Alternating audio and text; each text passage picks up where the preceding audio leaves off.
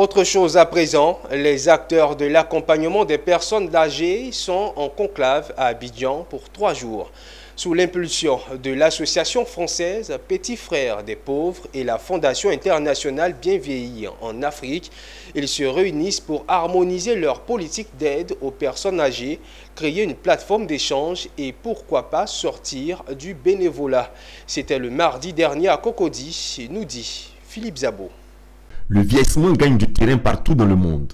Selon les statistiques, les personnes âgées représenteront plus d'un cinquième de la population d'ici 2050 et 80% d'entre elles vivront dans les pays à revenus faibles.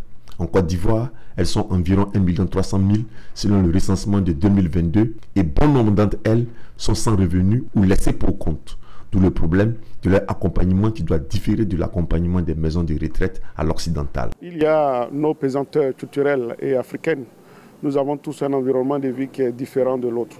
C'est vrai que les pays dits développés, les pays européens, ont déjà une politique très avancée en matière d'accompagnement des personnes âgées.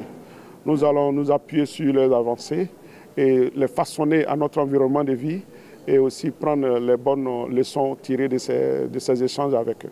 Pour trouver des solutions aux problèmes des personnes âgées, plusieurs thèmes sont à l'ordre du jour de la première rencontre africaine des acteurs de l'accompagnement des personnes âgées. Les thématiques les plus marquantes, c'est à la fois comment pérenniser et consolider nos associations et notamment sur la question de la recherche de fonds et comment on trouve des ressources financières à la fois dans nos pays mais à l'extérieur de nos pays. Le ministère de l'Emploi et de la Protection sociale, de qui dépendent les personnes âgées, trouve cet atelier opportun.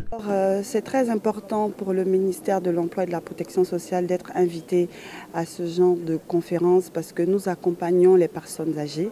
Cet atelier a vu la participation de délégations venues de la RDC et du Burkina Faso.